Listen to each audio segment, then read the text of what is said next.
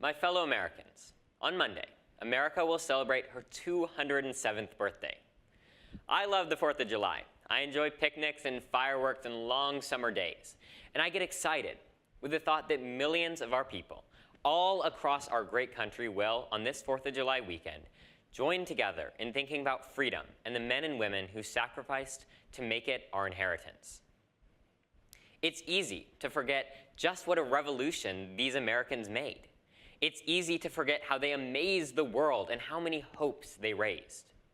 In the very first inaugural address, George Washington warned Americans that they had a new responsibility.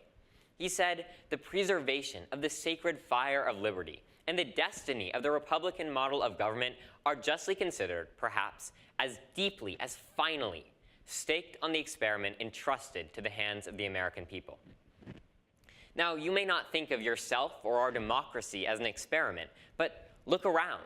All over the world, millions and millions of people still live under tyranny. Their leaders claim that they're the wave of the future, that history is on their side. And yet still, their people look to us for hope. Their people look to America as the cradle of freedom, the place where the great civilized ideas of individual liberty, representative government, and the rule of law under God are realities. Yes, these people see America as the experiment that works. And democracy works because of the physical and moral courage of individuals, some famous, others deserving of recognition. I think of a group of women we honored in Washington this past April, an honor long overdue. They were nurses who'd been captured in the Philippines during World War II and spent nearly 3 years in prison camps. These women would not describe themselves as extraordinary Americans.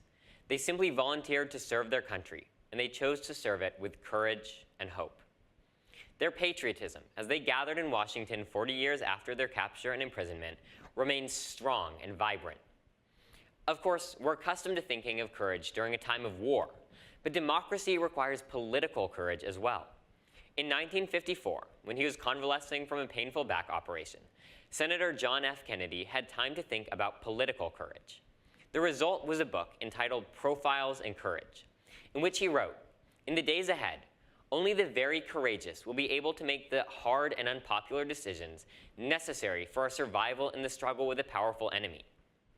And only the very courageous will be able to keep alive the spirit of individualism and dissent which gave birth to this nation, nourished it as an infant, and carried it through the severest tests upon the attainment of its maturity."